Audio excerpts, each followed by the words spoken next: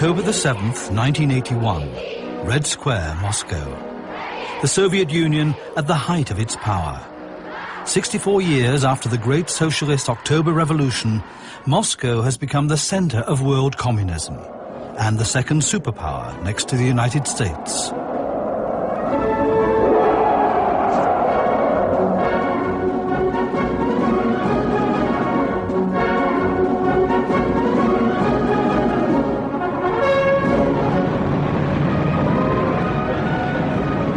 In 1991, tanks are once again rolling through the streets of Moscow, but this time they're aimed at the Russian parliament.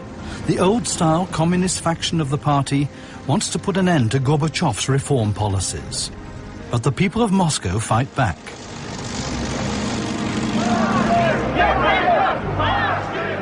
Boris Yeltsin, the first president of the Russian Federation to have been elected in free elections, is standing on an armored tank appealing to the people that they resist the tanks of the putschists. The putsch fails. And with it, the greatest political and social experiment of the 20th century. Yeltsin offers hope for a new post-Gorbachev policy after the demise of the empire. Does the end of the Soviet Union also mean the end of the communist idea? An idea that has captured the imagination of people all over the world for decades. How can one explain the collapse of the communist system, the fall from world power to political nothingness? Das System war nicht fähig, sich zu reformieren. Das ist der wirkliche Kern. Der Grund lag in den überstürzten Experimenten durch Gorbatschow. Daran habe ich keinen Zweifel. I think the notion of creating a perfect society by going counter to human nature is dead. Because the basic error of communism was that it simply did not understand human nature. Das Sowjetsystem scheitert an seinem Menschenbild, das absurd ist, das auch einer der Modernisierung durch Industrie, Informationstechnologie überhaupt nicht gerecht werden konnte. Auch die Bürokraten haben nicht mehr an das System geglaubt. Auch die Parteileute waren zunehmend zynisch, korrupt, routiniert und ohne moralische Energie. President Reagan was in the right time, in the right place, and he found dead bear, and he told, I killed them. Если у власти оказались те, которые не должны были оказаться на вершине. Те, которые ничего не имели никакого отношения не имели к коммунистической идее, к его воплощению, да. Der Kommunismus war eine Ideologie der Befreiung und ein Herrschaftssystem der Unterdrückung. The myth of the October Revolution.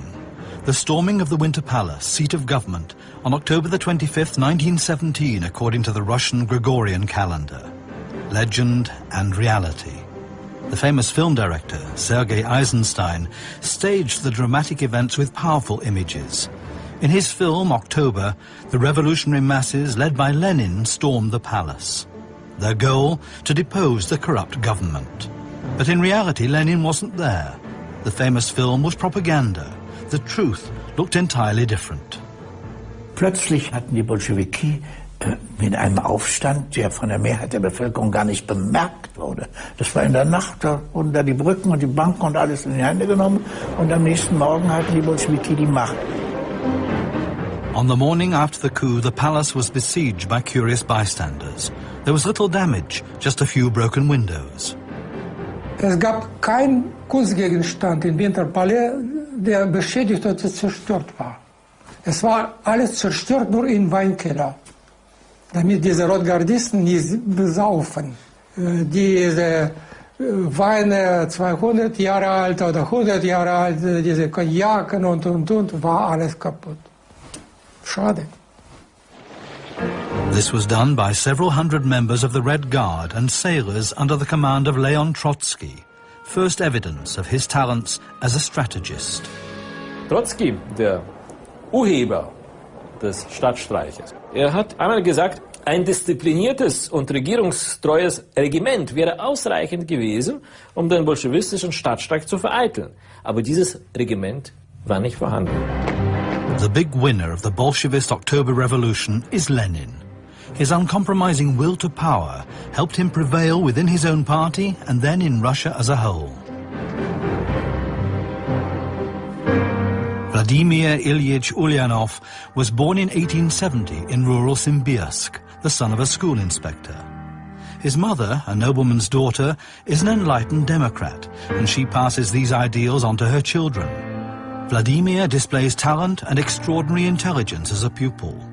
When his brother Alexander is executed in 1887 for participating in a failed assassination attempt on the Tsar, Vladimir too chooses a revolutionary path. A few years later, he assumes the nom de guerre, Lenin. Вот, допустим, возьмите от Ленина до допустим, сказать, до Путина.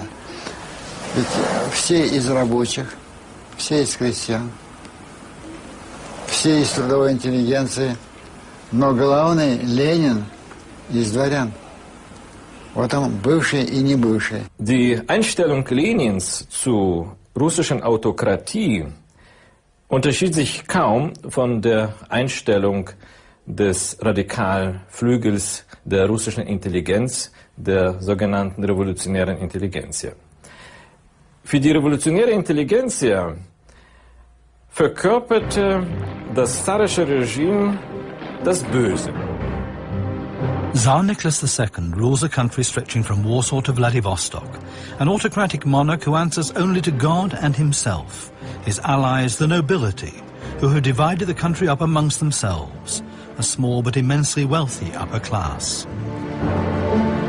Russia is an agrarian society.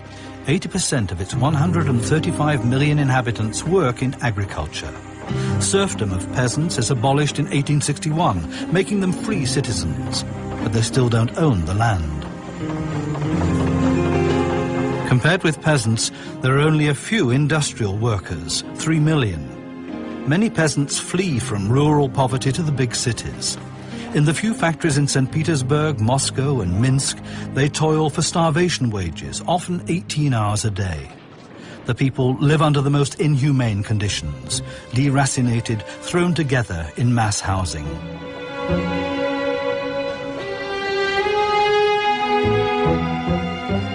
The Tsarist regime resists any attempts to democratize it. Political parties were outlawed until 1905, and their members persecuted, arrested and imprisoned. Thousands were incarcerated or banished. Je rückständiger ein Land, desto größer die Wahrscheinlichkeit, dass es zu gewaltsamen Aktionen kommt, je stärker der staatliche, der polizeiliche, der militärische Druck in einer Gesellschaft, desto geringer die Chancen einer demokratischen Verwirklichung dessen, was die sozialistischen Bewegungen wollten. Das war diese Vision von der Entstehung eines Gemeinwesens ohne Ausbeuter. Also eine vollkommen gleiche Gesellschaft, in der also nur die Werktätigen existieren und die Ausbeuter eben zu Menschen zweiten Grades degradiert werden. The more pragmatic Western society transform Marxism into the social democracy inside that. The Russian mentality want to implement all the things just like you read it in the book. In November 1895, Lenin founds the Revolutionary League for the Liberation of the Working Class. Accused of political agitation, he's banished to Siberia in 1897. Here he marries the revolutionary Nadezhda Krupskaya. After his banishment, Lenin leaves Russia to go into exile.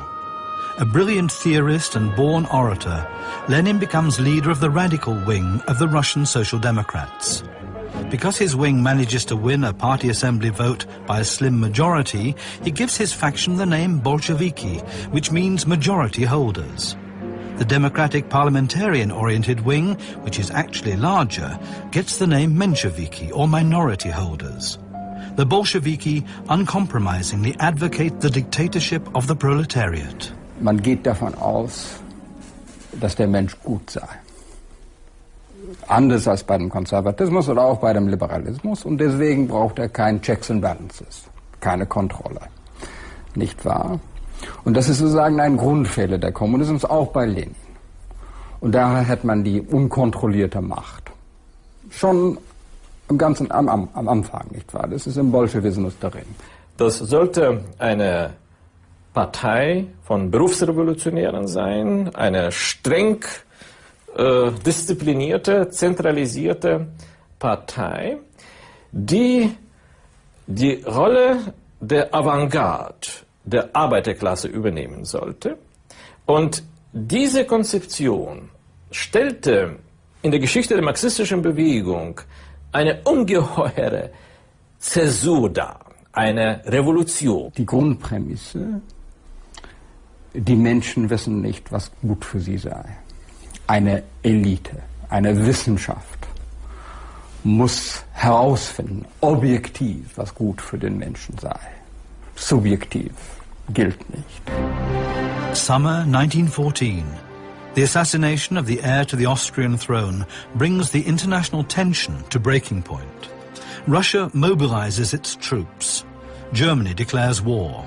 While living in exile, Lenin believes that the outbreak of the First World War is a historical necessity and signals the impending end of capitalism.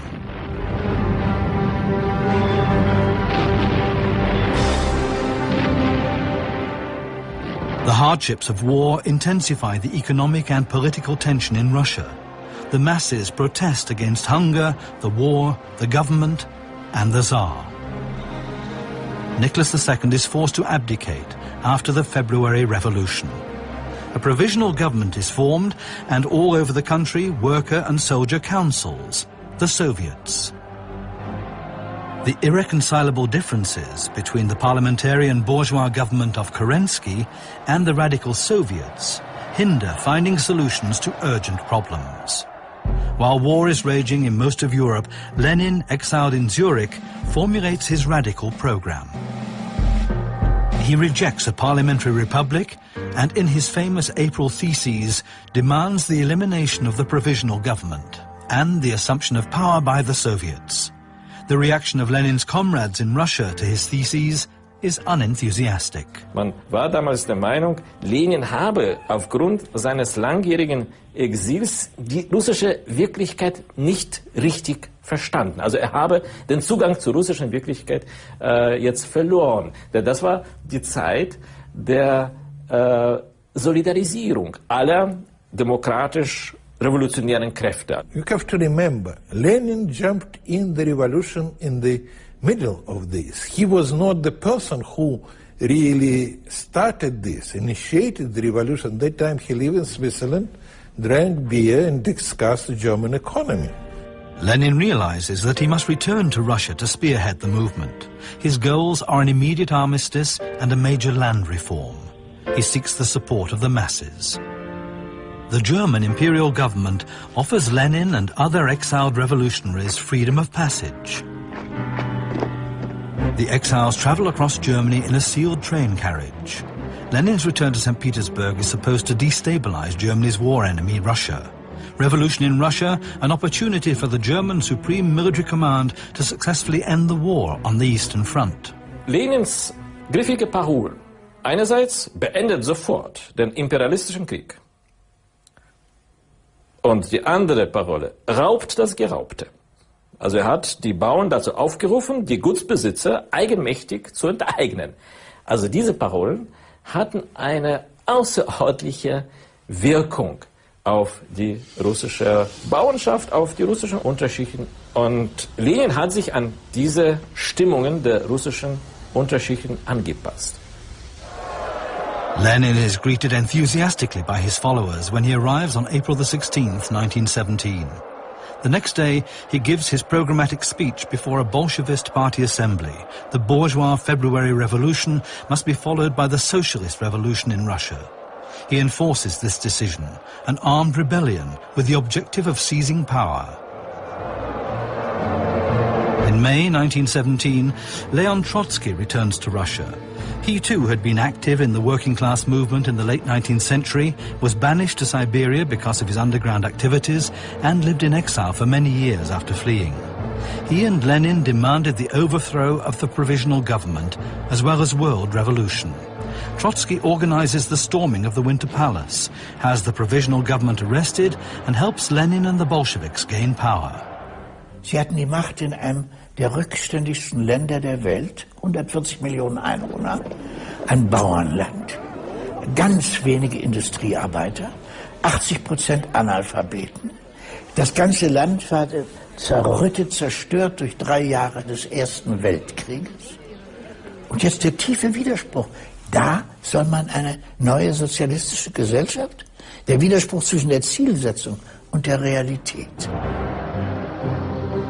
Immediately after the victory of the revolution, the new government, the Council of People's Commissars, put Lenin's plans into practice. First of all, Lenin offered the Germans an immediate armistice. In the spirit of world revolution, German and Russian soldiers fraternize. Lenin's other plan, the land reform, is also implemented immediately. Because the peasant soldiers want to return home, the army is dissolved. The big land estates are expropriated without compensation, surveyed and given to landless peasants. The old dream of Russian peasantry comes true. Millions of peasants become landowners. Einerseits war natürlich die marxistische Doktrin für Lenin sehr wichtig. Und die marxistische Doktrin sagte, dieser Boden soll verstaatlicht werden. Auf der anderen Seite hatte Lenin im Gegensatz zu vielen marxistischen Dogmatikern, auch in der bolschewistischen Partei, ein feines Gespür gegenüber den Wünschen der Agrarbevölkerung. Und er wusste, dass die Verstaatlichung des Bodens, die sofortige Nationalisierung, dass diese Maßnahme die Bauernschaft in eine derartige Wut, in eine derartige Ablehnung des Systems führen wird, dass mit dieser Frage wollte ein bisschen warten. Lenin war, das war ein kluger Mensch. Man musste sehen, dass Russland war keine entwickelte Industrieland wie etwa Deutschland oder England oder sogar Belgien oder Frankreich. Aber das war ein Agrarland mit einer verhältnismäßig kleinen Industriebevölkerung. Und man konnte die Revolution nicht nur auf die Arbeiten von Moskau und Petrograd aufbauen. Also war es sozusagen sein Beitrag zur revolutionären Theorie. Da war seine große Schule vielleicht nicht Stalin, aber Mao. For the new landowners, Lenin is a hero. They believe in a better future and celebrate the socialist revolution. For the leading theorist of the German Social Democrats, Karl Kautsky, this is willfully misleading. Aus Kautskys Sicht war das, was Lenin und seine Gefolgsleute in Russland planten und dann 1917 durchführten, nicht etwa eine proletarische Revolution, nicht die erste große sozialistische Revolution, sondern die letzte bürgerliche Revolution. Marx und Engels haben in ihrem kommunistischen Manifest gesagt, dass das Programm des Kommunismus sich nur mit einem Satz zusammenfassen lasse und dieser Satz heißt die Abschaffung des Privateigentums. According to Karl Marx, the private ownership of the means of production is to be nationalized. The bourgeois society can only be overcome through the dictatorship of the proletariat. In the eyes of radical socialists, Lenin is not a Marxist. Mehr als 90% der landwirtschaftlich nützlichen Fläche Russlands befand sich auf dem Höhepunkt des Bürgerkrieges in bäuerlicher Hand. Also hier kann man sagen, dass Lenin ein sehr flexibler marxistischer Doktrinär war. Er war marxistischer Doktrinär, aber ein flexibler. Man könnte auch noch radikaler fragen, war Marx Marxist? Nicht wahr? Also Berlin hat mal geschrieben, der Marx, wenn er wieder aufstehen würde, würde sagen, surtout je ne suis pas marxiste. Bei Lenin war nicht nur ein harter ideologischer Kampf, sondern es war verknüpft mit Verächtlichmachung der Personen, die diese Auffassungen vertraten. Wobei Lenin hat sich kaum harte Ausdrücke gegenüber den Gegnern benutzt. Nein, das war ruhig und sachlich. Sein ganzer Hass und seine Verächtlichmachung war gegen Liberale und Sozialdemokraten, die eigentlich mir viel näher stehen müssten als die wirklichen Gegner. On November the 25th, 1917, there are the first free elections in Russia. For the first time in history, women have equal suffrage. The winner is the party of the social revolutionaries. the Bolsheviks receive only 1/4 of the votes. Lenin feels that his power is jeopardized and in December founds the National Secret Police, the Cheka.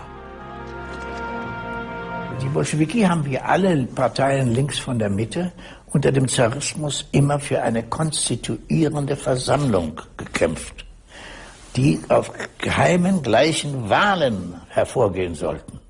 Endlich, im November 1917, gab es diese Wahlen. Und Anfang Januar 1918 trat die konstituierende Versammlung zusammen.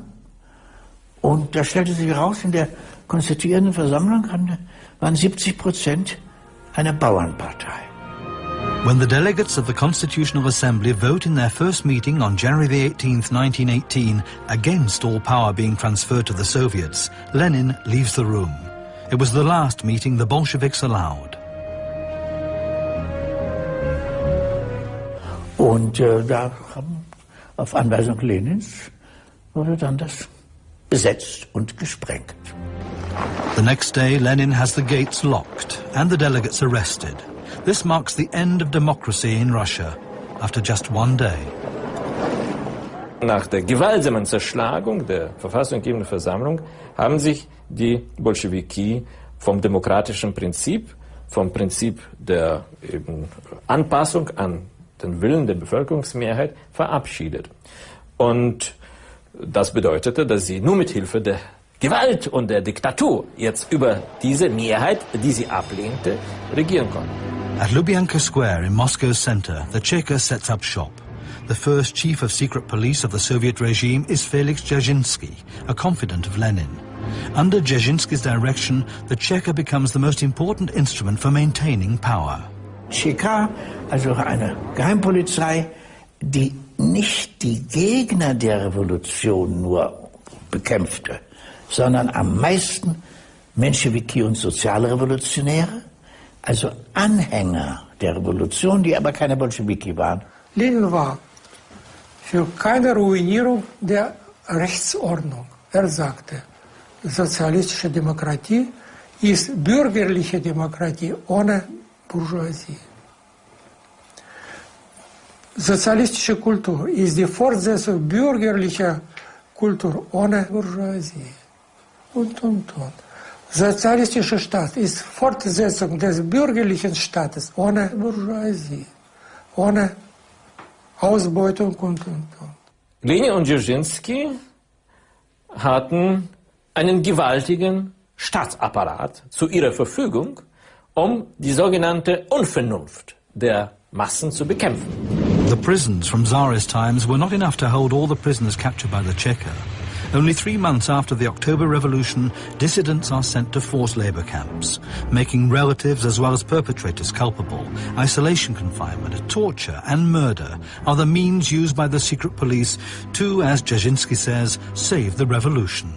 Das ist der Versuch, die Wirklichkeit der Utopie anzupassen, eine im Grunde weltfremde Utopie zu verwirklichen, und die Realität lehnt sich dagegen auf und man versucht dann, diese Realität mit Gewalt an die Utopie anzupassen.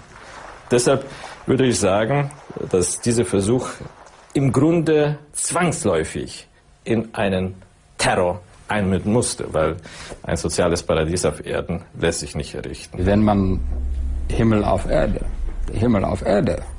aufbauen wollte, was ist nicht gerechtfertigt? Ein bisschen Terror hier und da, wenn am Ende dann der Himmel rauskommt. The Bolsheviks proudly call their bloody procedure Red Terror.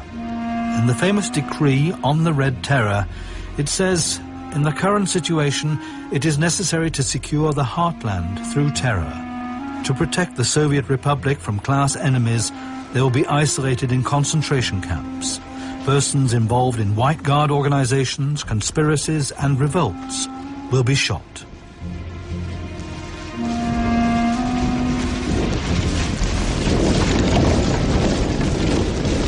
Dass man das jetzt verherrlicht hat, dass man sagte, dieser rote Terror wird benötigt, das braucht man nicht. Ich denke, das ist einerseits ein Überrest des Denkens vom Ersten Weltkrieg und andererseits dieser Vorstellung, wir können eine bessere Ordnung nur mit Gewalt durchsetzen.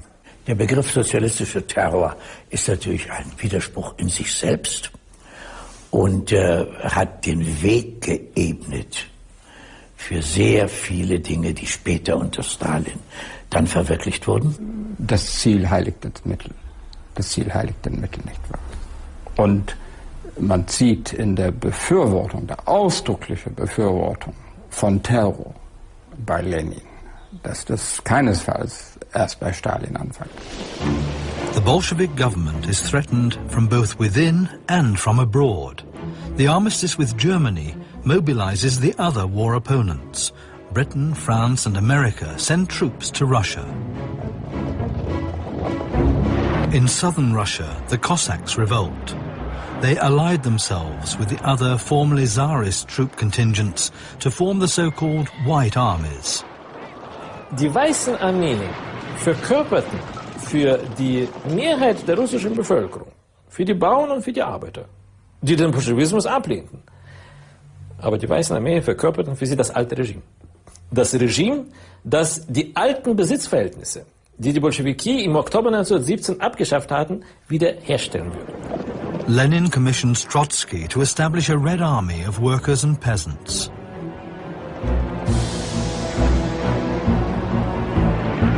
Bloody conflict rages all over the country. Villages are burned to the ground, people are killed, and the government secures its own power through terror. Prisoners are shot.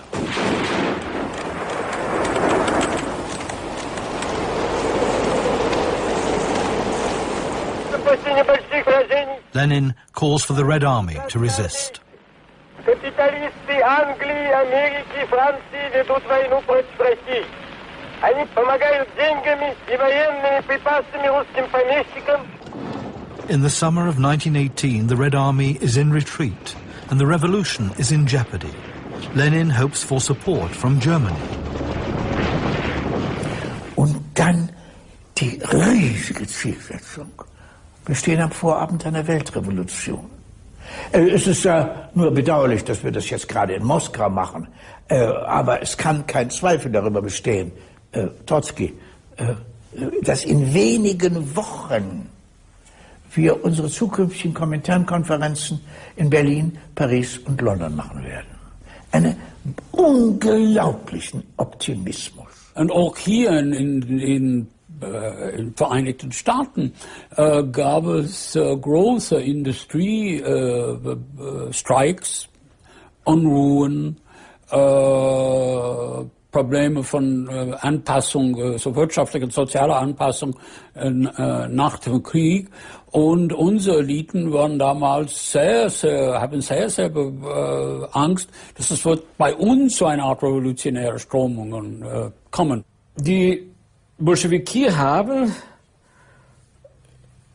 die Macht in Russland in erster Linie deshalb erobert, um die Weltrevolution auszulösen.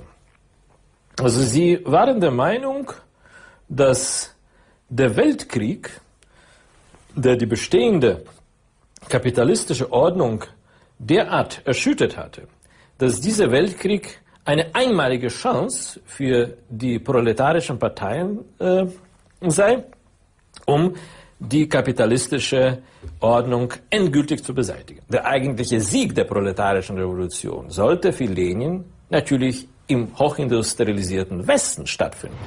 After the lost war, revolution comes to Germany. The SPD splinters into the Independent and Majority Social Democrats, the USPD, and the revolutionary Spartacist League, which models itself on the Russian Revolution. In this recording, SPD delegate and President of Parliament Philipp Scheidemann reports on this day. Am 9. November 1918 glich der Reichstag schon in Morgenstunden einem großen Heerlager. Arbeiter und Soldaten gingen ein und aus. Viele trugen Waffen. Mit Ebert und anderen Freunden saß ich hungrig im Speisesaal.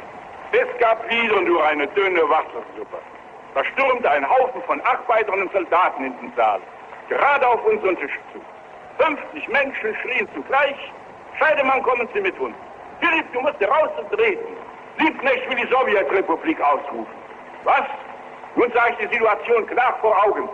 Deutschland, eine russische Provinz, Eine Sowjetfiliale. Nein, tausendmal nein. Sie hatten russischen Wahnsinn vor mir. Die Ablösung der zaristischen Schreckensherrschaft durch die bolschewistische. Nein, nein, nur nicht auch das noch in Deutschland nach all dem anderen Elend. To preempt Karl Liebknecht, Philipp Scheidemann declares Germany to be a democratic republic. Nichts darf geschehen, was der Arbeiterbewegung zu Unehre gereicht. Seid einig, treu und pflichtbewusst. Das Alte und Morsche, die Monarchie ist zusammengebrochen. Es lebe das Neue, es lebe die Deutsche Republik. Among Marx and Engels' political heirs, a fraternal struggle ensues. While Scheidemann's majority Social Democrats choose the path to parliamentary democracy, the radical left fights for the Soviet or Workers' Council system. All power to the Workers' Councils was the slogan of the Spartacus League, founded in 1916 by Karl Liebknecht and Rosa Luxemburg.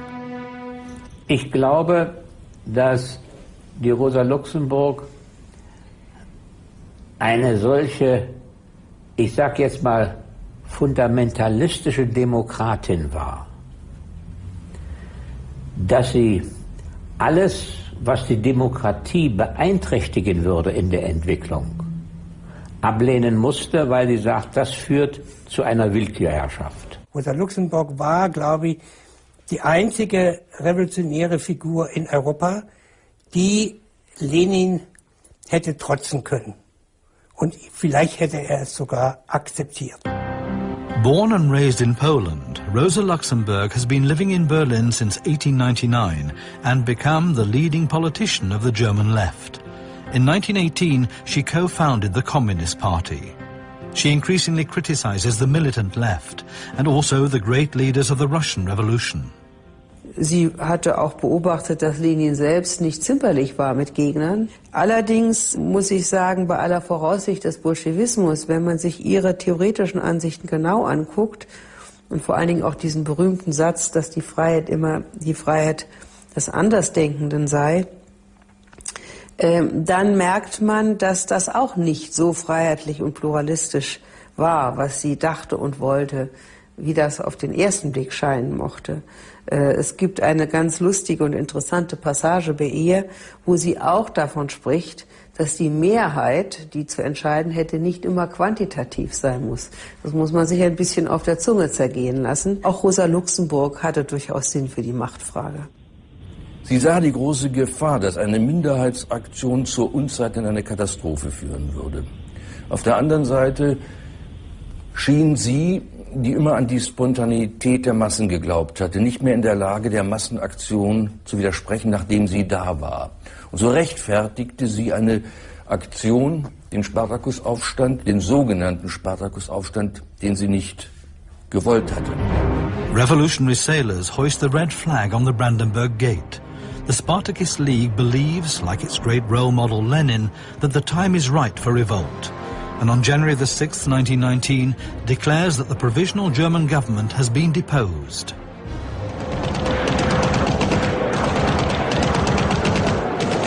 Ein Bürgerkrieg, so wie Rosa Luxemburg ihn sich vorstellte, wenn der damals in Deutschland ausgebrochen wäre, dann wäre er nicht auf Deutschland beschränkt geblieben. Er hätte sofort die Alliierten auf den Plan gerufen, das heißt Verlängerung des Weltkriegs. Und das war aus der Sicht der regierenden Sozialdemokraten unverantwortlich. Ja, es war der größte anzunehmende Unfall, den sie sich überhaupt vorstellen konnten. The government's troops were supported in the fight against the rebels by the Free Corps, volunteer troops who formed after the dissolution of the Imperial Army. The revolt is suppressed with much carnage. Karl Liebknecht and Rosa Luxemburg are arrested and then murdered by members of the Free Corps. Wenn sich die Verfechter des revolutionären Klassenkampfes nicht abgespalten hätten von der alten Sozialdemokratie und wenn die alte Sozialdemokratie festgehalten hätte am Dogma des Klassenkampfes, an der rigorosen Ablehnung jeder Zusammenarbeit mit den bürgerlichen Parteien, dann hätte es nie eine parlamentarische Demokratie namens Weimarer Republik gegeben. Dann wären die Sozialdemokraten der Mehrheitsrichtung gar nicht in der Lage gewesen, das zu tun, was sie tun mussten, um eine demokratische Entwicklung in Deutschland sicherzustellen, nämlich mit den gemäßigten bürgerlichen Parteien zusammenzuarbeiten. Vorbelastung und Vorbedingungen der Weimarer Republik für die Spaltung der Arbeiterbewegung im Ersten Weltkrieg trifft beides zu. On January the 19th, 1918, the Constitutional Congress of the Weimar Republic is elected. The winners are the bourgeois parties. Germany is now a parliamentary democracy and federal republic.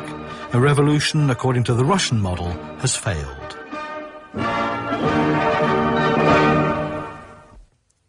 In Russia, the civil war continues. But while the poorly organized White Army is losing ground, the Red Army is advancing.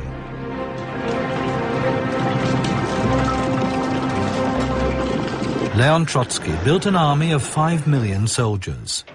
In his famous armored train, he travels to precarious battlegrounds and reinforces discipline. Deserters are shot immediately. Soviet troops beat the White Armies and their foreign allies across the board.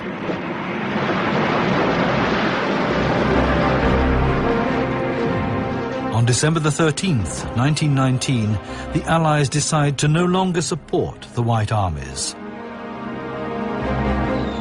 The Red Army marches to victory.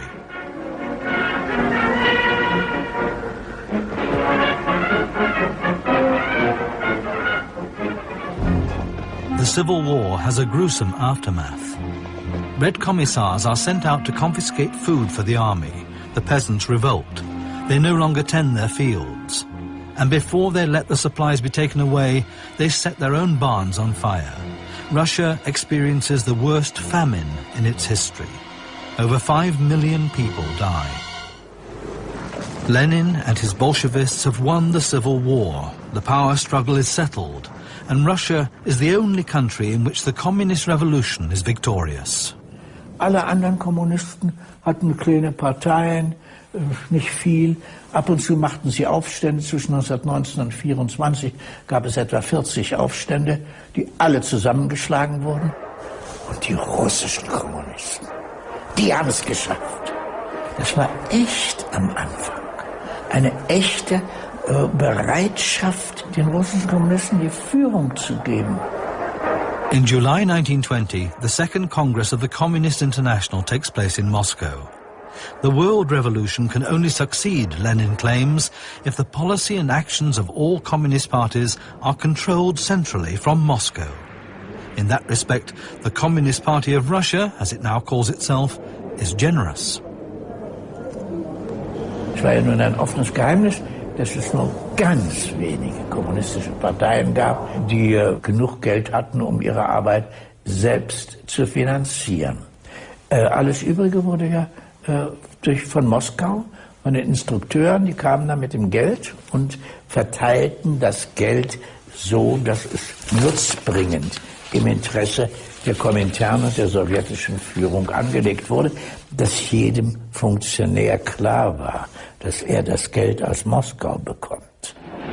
A massive propaganda campaign hopes to win over the people for communism.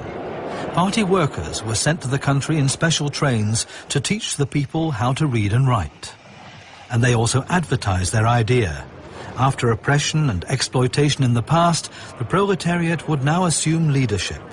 In the factories, workers would decide. The profit system would be abolished. Apartment houses, hospitals and schools would be built. From now on, everything would be done for the benefit of the people. And it will be the communists who will lead the way into this glorious future. Проводилось в широких масштабах, в строго определенной системе, базировалось, зиждилось на исключительно высоких гуманных основах, это не скажешь. Вместе с тем, конечно, был элемент и запугивания. Но надо объяснить, допустим, что уровень развития нашего общества, нашей государственности в то время был, так сказать, не очень высокий, если так можно выразить. Мы только набирали тем, так сказать, мы только освобождались от того груза темноты, бесправия, неграмотности, которая нам досталась от царской России. Все-таки 76% населения было вообще безграмотным. А к 1940 году у нас было 100% неграмотного населения. Мы несли в общество большую культуру, большие знания, повышали интеллект не отдельных лиц, а народа в целом. И вместе с тем, конечно, был элемент запугивания.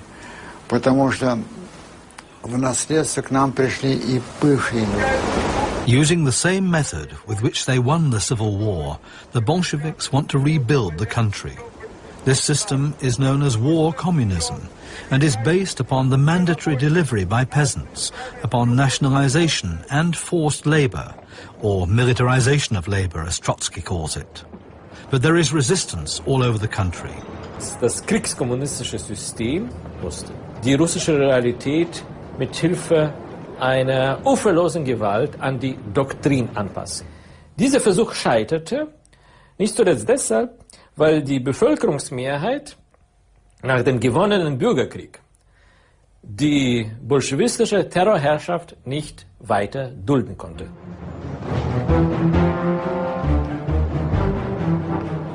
In January 1921, workers in Petrograd go on strike. The government responds with martial law and arbitrary mass arrests.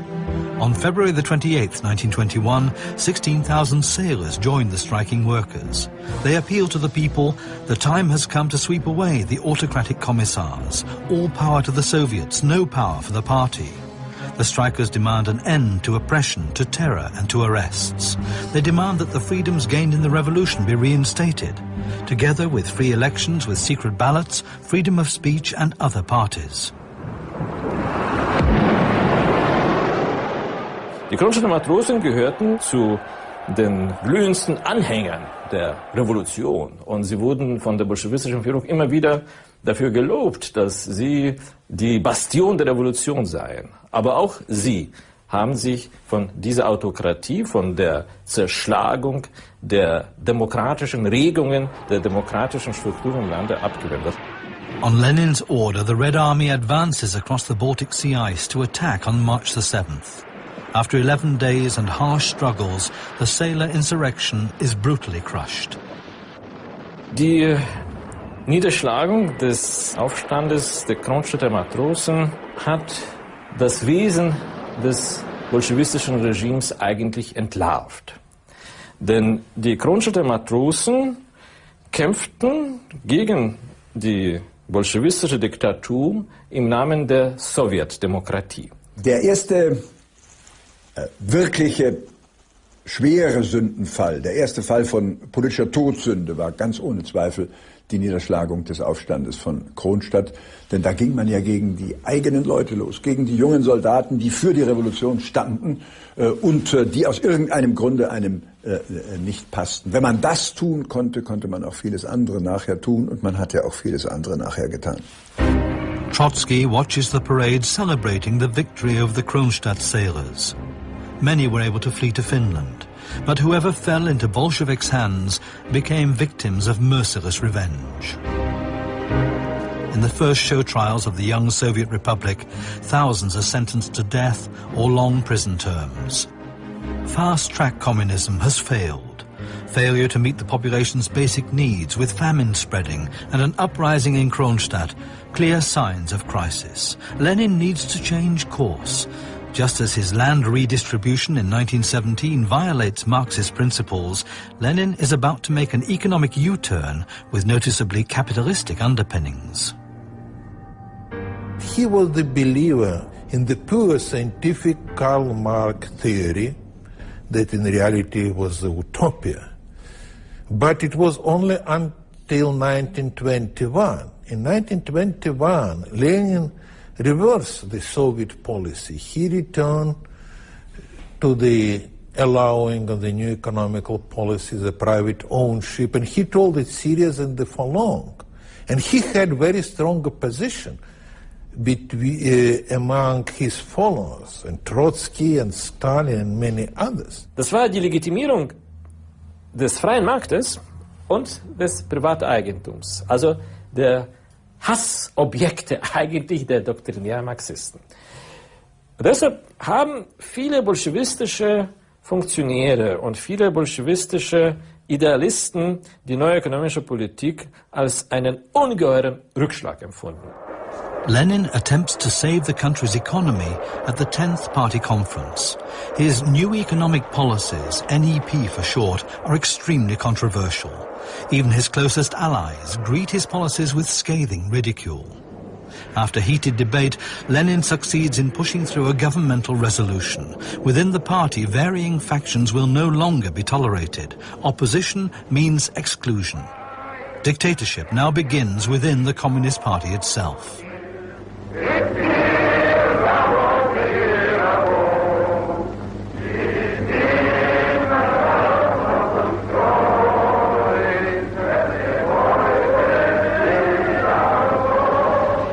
The Russian economy recovers. Optimism is in the air. Fishermen and farmers sell goods at the marketplace.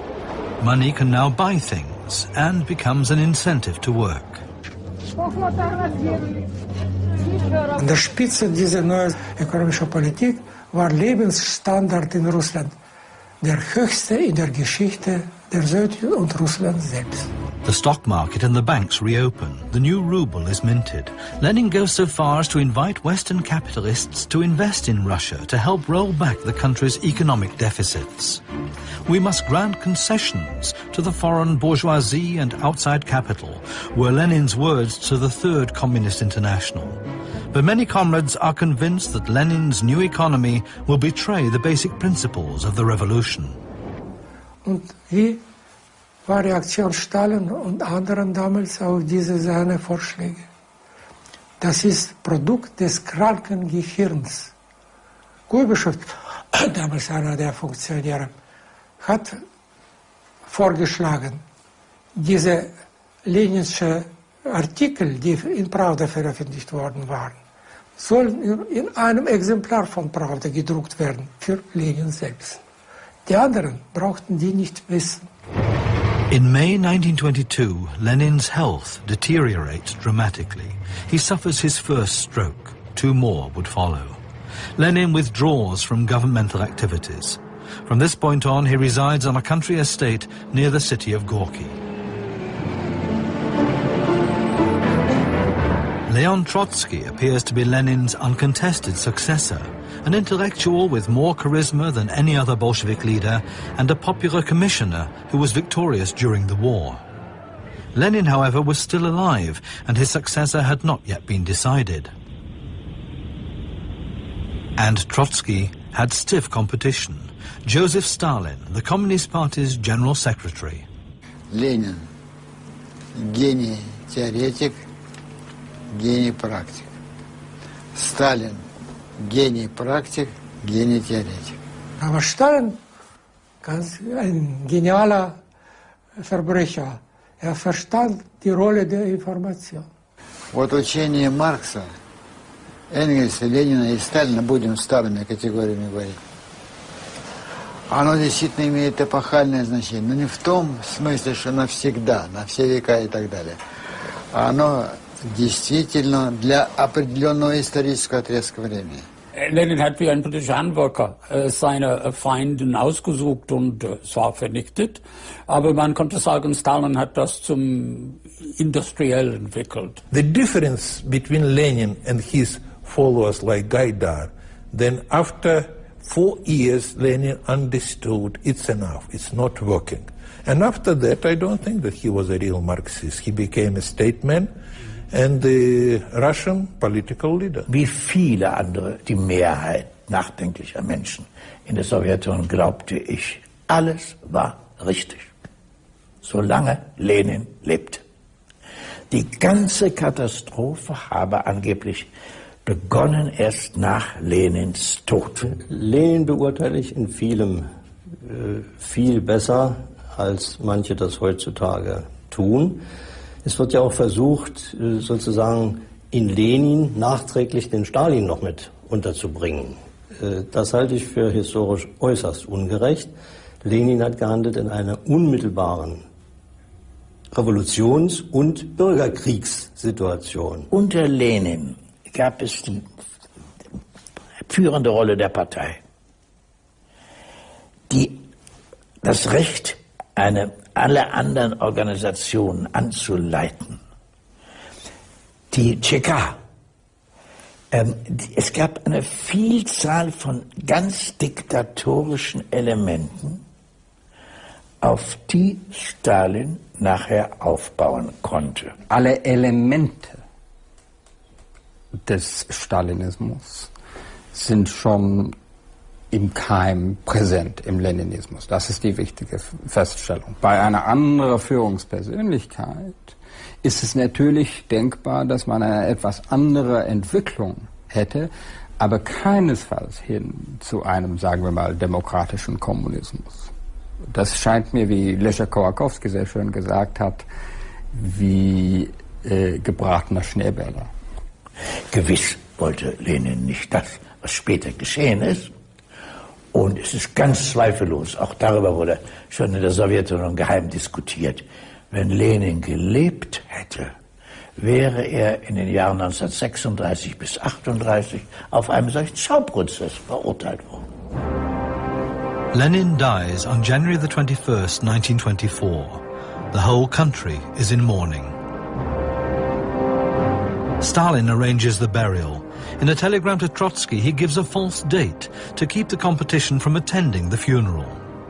In his political testament, Lenin warned against the ambitious Stalin, but it was already too late. Within the span of 2 years as party general secretary, he replaced 16,000 functionaries. Another bloody chapter of Russian history begins.